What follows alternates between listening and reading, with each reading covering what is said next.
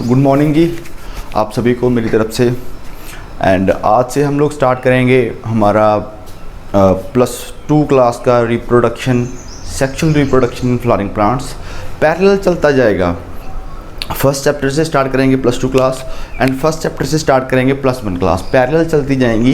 ये नीट की प्रेपरेशन के लिए, अगर कोई भी बच्चा अपने बोर्ड्स के एग्ज़ाम देना चाहता हो या फिर नीट की प्रेपरेशन करना चाहता हो तो वो मेरे चैनल को फॉलो कर सकता है और इन वीडियोस को देख सकता है। ठीक है जी, अब हम स्टार्ट करते हैं sexual reproduction in flowering plants. Sexual reproduction सबसे पहले हमने देखना है कि हम पढ़ने क्या वाले हैं इस चैप्टर में। इस चैप्टर में हम कौन कौन सी चीज़ें पढ़ेंगे। इस चैप्टर में सबसे पहले हम पढ़ेंगे फ्लावर के बारे में। सबसे पहले पढ़ेंगे हम फ्लावर के बारे में, ठीक है। उसके बाद हम पढ़ेंगे मेल गेमेटोफाइट के बारे में। जब मेल रिप्रोडक्टिव सिस्टम जो क्या है फ्लावर का, उसके बारे में पढ़ेंगे, ठीक है जी। फिर मेल गेमेटोफाइट कैसे बनता है उसके बारे में पढ़ेंगे। तीसरी चीज़ हम पढ़ेंगे female reproductive system. Female reproductive system में हम पढ़ेंगे कि फीमेल रिप्रोडक्टिव सिस्टम जो फ्लावर का है वो कैसा है और फीमेल गेमीट कैसे बनता है, ठीक है जी। चौथे नंबर पर हम पढ़ेंगे कि पॉलिनेशन कैसे होती है, transfer of pollen grains from male sex organs to the female sex organ कैसे होता है, ठीक है जी। उसके बाद हम पढ़ेंगे पॉलिनेशन के बाद फर्टिलाइजेशन कैसे होती है, क्या फर्टिलाइजेशन होती है इसमें। चौथे नंबर पर हम पढ़ेंगे कि जो फ्रूट बनता है और सीड बनता है वो क्या होता है, ठीक है जी। Let's start from flower. Flower क्या होता है इसके बारे में मैं आपको डिटेल में बताऊंगा, ठीक है जी। सबसे पहले मैं ये रेज कर देता हूँ। हाँ जी, सबसे पहले हम स्टार्ट करेंगे आज फ्लावर के स्ट्रक्चर के बारे में, ठीक है जी। फ्लावर के स्ट्रक्चर के बारे में हम क्या पढ़ेंगे। सबसे पहले जो नीचे वाला पोर्शन है यहाँ पे, तो ये पोर्शन आपको दिख रहा है, इसे हम बोलेंगे सेपल्स। क्या बोलेंगे? सेपल्स। और जो ग्रुप होता है सेपल्स का, इन्हें हम बोलेंगे कैलिक्स। क्या बोलेंगे? कैलिक्स। उसके ऊपर आ जाओ, जो ये पोर्शन है, ठीक है, इसे हम क्या बोलेंगे? पेटल्स। ग्रुप ऑफ पेटल्स को क्या बोलेंगे? ग्रुप ऑफ पेटल्स को क्या बोलेंगे हम? कोरोला, ठीक है जी। उसके बाद आ गया मेल रिप्रोडक्टिव ऑर्गन। जो मेल रिप्रोडक्टिव ऑर्गन है इसे हम कंप्लीटली क्या बोलेंगे? स्टेमेन। क्या बोलेंगे? स्टेमेन। और जो ग्रुप होता है स्टेमेन्स का ग्रुप, उसे हम क्या बोलेंगे? उसे हम बोलेंगे एंड्रोएशियम, ठीक है जी। उसके बाद नेक्स्ट हम क्या पढ़ेंगे? नेक्स्ट पढ़ेंगे फीमेल रिप्रोडक्टिव ऑर्गन के बारे में। फीमेल रिप्रोडक्टिव ऑर्गन के बारे में हम क्या पढ़ेंगे? इसके बारे में हम पढ़ेंगे कि इसके दो पोर्शन होते हैं, स्टिग्मा होता है, स्टाइल होता है, ओवरी होता है, ठीक है। इसे बोलते क्या है? हम इसे बोलते हैं कार्पल। कंप्लीटली बोलते हैं कार्पल, ठीक है जी। और ग्रुप ऑफ कार्पल्स को क्या बोलते हैं? Group of carpels is called gynoecium. Clear है जी। ये सारे पार्ट्स हमने याद रखने हैं कि सेक्सुअल रिप्रोडक्शन में कौन कौन से पार्ट पार्टिसिपेट करते हैं। वैसे ये पार्ट जैसे सेपल्स हो गया, पेटल्स हो गए, ये पार्टिसिपेट नहीं करते, इनडायरेक्टली इनका रोल होता है। बट मेन जो ऑर्गन होते हैं ये होता है male reproductive organ, female reproductive organ. Clear है जी। अब हम स्टार्ट करते हैं मेल रिप्रोडक्टिव ऑर्गन को। थोड़ा सा पोस्टमार्टम आज हम करेंगे। पोस्टमार्टम करने जा रहे हैं हम मेल रिप्रोडक्टिव ऑर्गन का, ठीक है जी। मेल रिप्रोडक्टिव ऑर्गन, हाँ जी, हम पढ़ने जा रहे हैं मेल रिप्रोडक्टिव ऑर्गन। इसमें क्या होगा? सबसे पहले अगर हम स्ट्रक्चर पढ़े, स्ट्रक्चर कुछ इस तरह का होता है। मेल रिप्रोडक्टिव ऑर्गन इस तरह का, ठीक है जी। मेल रिप्रोडक्टिव ऑर्गन, ये वाला portion is called filament, this is called anther. इसे हम एंथर बोलेंगे, इसे हम फिलामेंट बोलेंगे, ठीक है। जो एंथर होता है ये होता है बाइलोब्ड स्ट्रक्चर। क्या होता है? बाइलोब्ड स्ट्रक्चर मीन इसके दो लोब्स होते हैं। एक तो ये रहा एक लोब, दूसरा लोब ये रहा, ठीक है। 2 लोब्स होते हैं। फर्दर अगर हमने मतलब जब हम मेल रिप्रोडक्टिव ऑर्गन के बारे में पढ़ेंगे तो ये फिलामेंट, ये एंथर। अब हम एंथर की स्टडी करेंगे। किसकी स्टडी करेंगे? एंथर की स्टडी करेंगे, एंथर का पोस्टमार्टम करेंगे। पहले हमारे पास फ्लावर था, फ्लावर में से हमने क्या किया, एक मेल रिप्रोडक्टिव ऑर्गन उठा लिया। अब हम क्या करेंगे, मेल रिप्रोडक्टिव ऑर्गन जो हमने उठाया है, इसमें जो एंथर वाला पार्ट है, सपोज करो एंथर वाला पार्ट ये पड़ा है, ये बाइलोब एंथर पड़ा है, इसको हमने ऐसे उठाया और ऐसे स्टडी किया, इसको ऐसे काट के ऊपर वाला पोर्शन स्टडी किया इसका, तो कैसी स्ट्रक्चर आएगी इसकी, देखो ध्यान से। तो इसकी स्ट्रक्चर आएगी इस तरह की। अब ध्यान रखना बच्चों,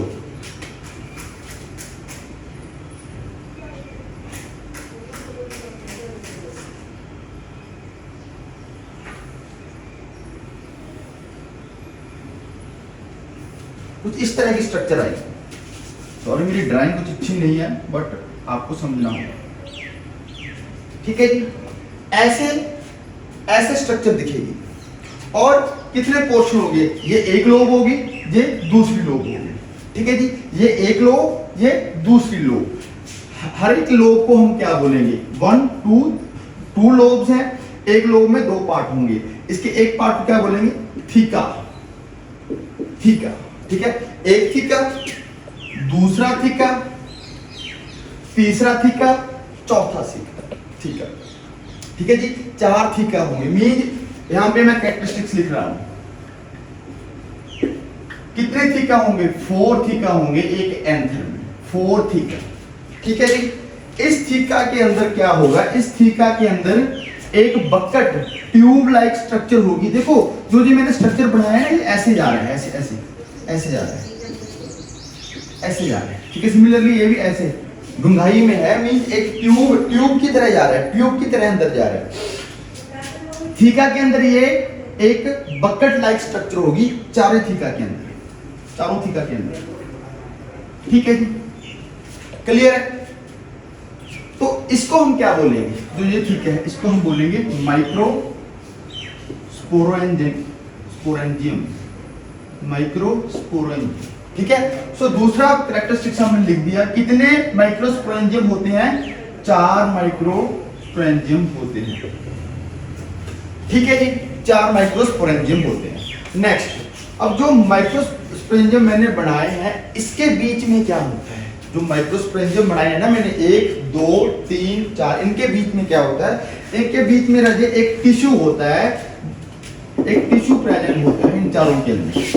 क्या प्रेजेंट होता है, बस कॉन्सेप्ट समझो आप लोग, स्ट्रक्चर पे मत जाओ, कॉन्सेप्ट समझो। जो मैंने माइक्रोस्पोरेंजियम बनाया है, इसके बीच में क्या प्रेजेंट है, इसके बीच में प्रेजेंट है स्पोरोजीनियस टिश्यूज, स्पोरोजीनियस टिश्यू क्या प्रेजेंट है, स्पोरोजीनियस टिश्यू मीन जो स्पोर्स बनाता है, स्पोर्स क्या बनाएगा, स्पोर्स।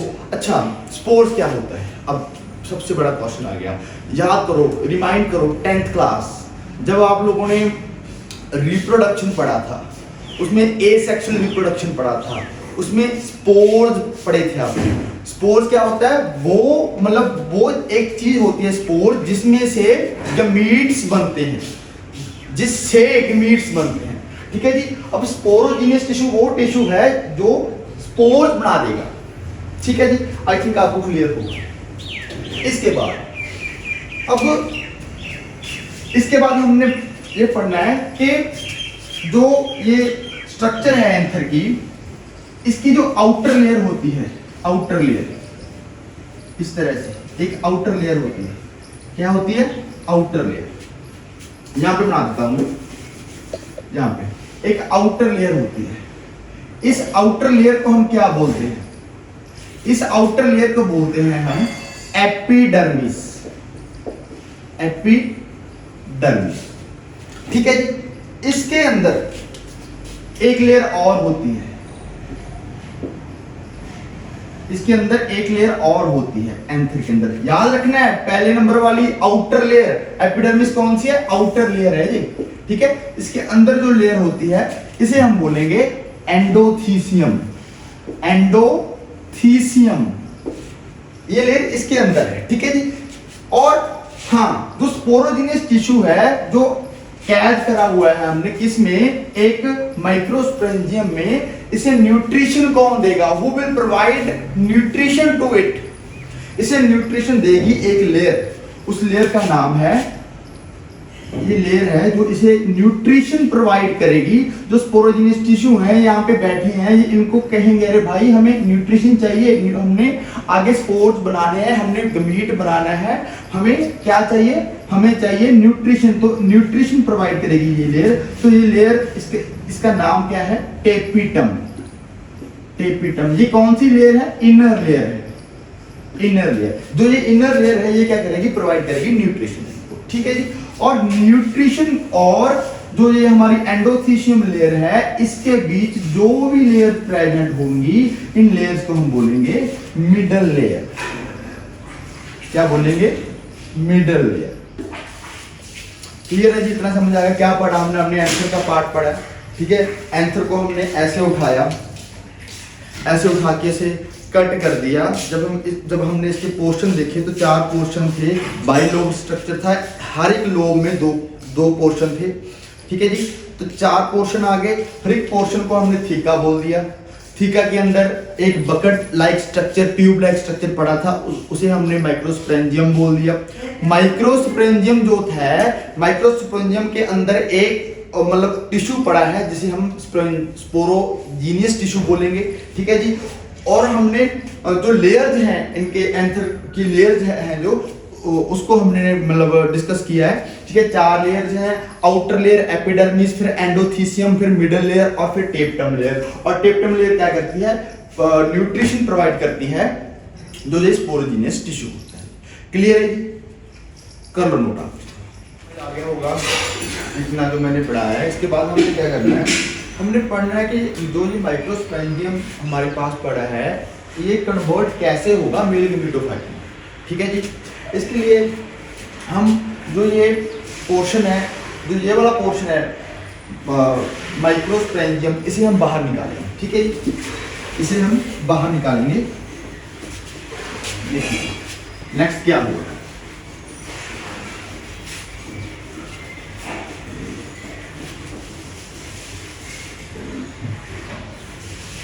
हाँ जी, जो ये माइक्रोस्पोरेंजियम है हमने इसको बाहर निकाल लिया। इसके अंदर क्या प्रेजेंट है, स्पोरोजीनस सेल्स प्रेजेंट है। इसके अंदर स्पोरोजीनस सेल्स प्रेजेंट है। और जो ये सेल्स हैं, इन सेल्स को, ये हमारा क्या है, माइक्रो स्पोरोजीनियस। इसको, इन सेल्स को हम क्या बोलेंगे, इन सेल्स को हम बोलेंगे माइक्रोस्पोर मदर सेल्स। क्या बोलेंगे, माइक्रोस्पोर मदर सेल्स। इन सेल्स को हम बोलेंगे, ये क्या है, ये है माइक्रोस्पोर मदर सेल्स। ठीक है जी। तो आओ हम इन जो माइक्रोस्पोर मदर सेल हैं, अब इसको बाहर लेकर आए। जो ये मदर सेल है ना, इसको हम अब बाहर लेकर आएंगे। हमारे पास ये रहा माइक्रोस्पोर मदर सेल। ठीक है जी, ये है इसका न्यूक्लियस। तो ये क्या होता है हमारे पास, ये होता है हमारे पास 2 एंड डिप्लॉयड। क्या होता है हमारे पास, ये डिप्लॉयड होगा। ठीक है, तो हमने इसको पहले हैप्लॉयड करना है। जब हम इसे हैप्लॉयड करेंगे तो हैप्लॉयड कैसे होगा, ये मियोसिस होगी, मियोसिस 1 होगी। पहले तो 2 पोर्शन में ये डिवाइड हो जाएगा। ठीक है, ऐसे ये भी n नंबर, ये भी n नंबर। ठीक है जी। सबसे पहले माइक्रोस्पोर मदर सेल से क्या बनेगा, माइक्रोस्पोर मदर सेल से बनेगा माइक्रोस्पोर। ठीक है जी, यहां से हमने माइक्रोस्पोर बनाना है। ठीक है, जो माइक्रोस्पोर मदर सेल है राजे, वो 2n होगा। और जो माइक्रोस्पोर अकेला है, ये n होगा, n नंबर। ठीक है जी, हैप्लॉयड होगा, ये डिप्लॉयड, ये हैप्लॉयड। ठीक है जी। इससे अब टेट्राड बनेगा। जब मियोसिस 2 होगी, मियोसिस 2, अगर मियोसिस के बारे में अगर आपने पढ़ा हो तो आपको पता होगा ना, मियोसिस से गैमीट हैप्लॉयड हो जाता है। ठीक है, तो जो मियोसिस 2 होगी, it is exactly similar to mitosis. ठीक है, तो इससे 2 बनेंगे और इससे 2 बनेंगे, मीन इस तरीके से बन जाएंगे, इससे 2 बन जाएंगे।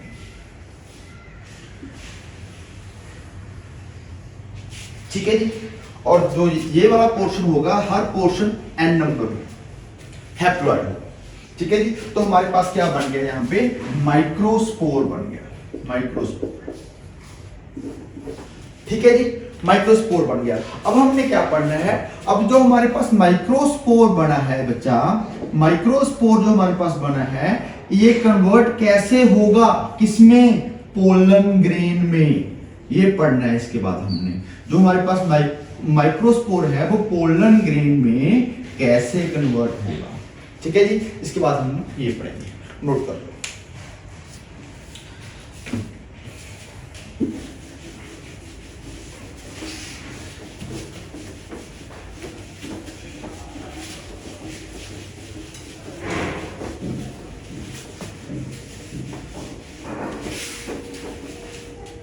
हाँ जी, हमारे पास है यहाँ पे माइक्रोस्पोर। क्या है, माइक्रोस्पोर। और ये माइक्रोस्पोर क्या है, ये एन नंबर है, एन नंबर।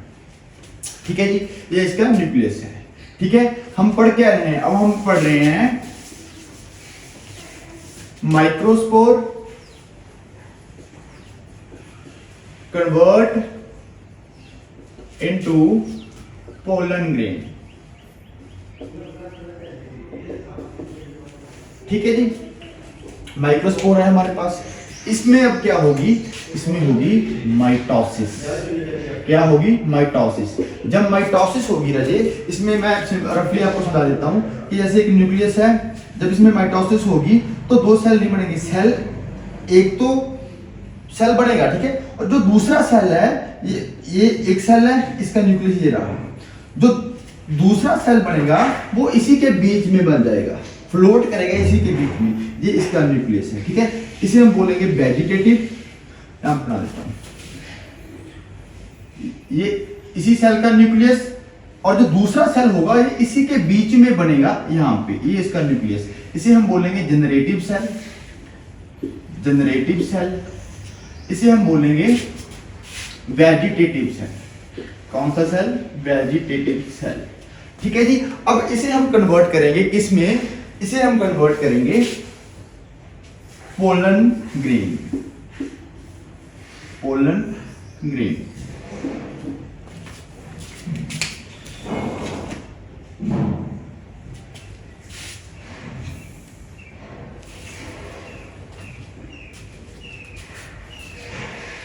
जब ये पोलन ग्रेन में कन्वर्ट होगा तो इसमें क्या होगा, ध्यान से सुनो।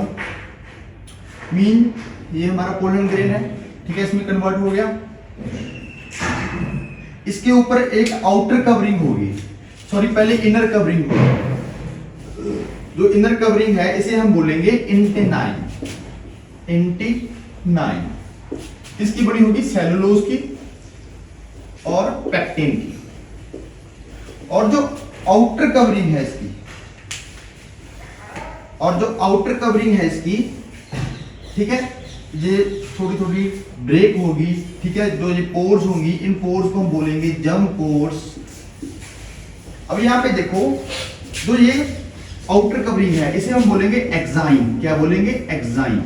ये किसकी, मतलब ये किसकी बनी होगी, ये बनी होगी स्पोरोपोलिनिन की, स्पोरोपोलिनिन की।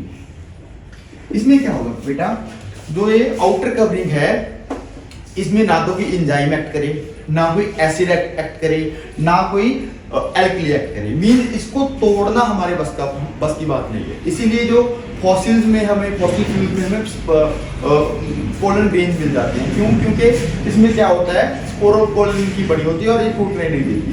जो ये पोर्स होती है ना, ये पोर्स होती हैं, इसको जो ये मेल गिमेटोफाइट बना है इसको बाहर जाने, मीन इसे बाहर जाने में हेल्प करती हैं जो ये जर्म पोर्स होती हैं। ठीक है जी, ना कोई एल्कली, ना एसिड, ना कोई एंजाइम ही ऐसा बना है जो कि इस पे एक्ट करती है। तो ये बन गया हमारा पोलन ग्रेन। 60% ऑफ एंजियोस्पर्म में ऐसा होता है, 60% एंजियोस्पर्म में ऐसा होता है। और ये जो पोलन ग्रेन है ये बाहर जाएगा, जाके स्टिग्मा के ऊपर बैठ जाएगा, फिर स्टाइल में, फिर ओवरी में, और जाके जो ये पोर्शन है मेल गिमेटोफाइट है, इससे यहाँ पे मिटोसिस होगी। जहाँ पे मिटोसिस होगी, मिटोसिस होने के बाद जो ये बड़ा पोर्शन है, जो वेजिटेटिव सेल है, सॉरी जनरेटिव सेल है, जनरेटिव सेल से 2 मेल गमीटोफाइट बन जाएंगे। और यहाँ से हमने पढ़ लिया कि माइक्रोस्पोरेंजियम से कैसे मेल गमीटोफाइट बनते हैं। 60% जो एंजियोस्पर्म है उनमें से डायरेक्टली ये पोर्शन बनता है, पोलन ग्रेन बनता है, और पोलन ग्रेन बनने के बाद जब वो पहुंच जाता है फीमेल रिप्रोडक्टिव ऑर्गन सिस्टम में, तो यहाँ से माइटोसिस होने के बाद जो ये जनरेटिव सेल है इससे मेल गमीटोफाइट बन जाते हैं। और जो 40% एंजियोस्पर्म रह गए उनमें क्या होता है, उनमें वहाँ पर जाने से पहले ये कन्वर्ट हो जाता है, ये पोलन ग्रेन अपना मेल गमीटोफाइट में कन्वर्ट हो जाता है। आई होप आपको समझ आया होगा। ठीक है जी, जो भी क्वेश्चन बनेंगे मैं नेक्स्ट क्लास में आपको करवा दूंगा। और नेक्स्ट क्लास में हम पढ़ेंगे फीमेल रिप्रोडक्टिव सिस्टम। ठीक है, फीमेल रिप्रोडक्टिव सिस्टम फ्लावर का कैसे काम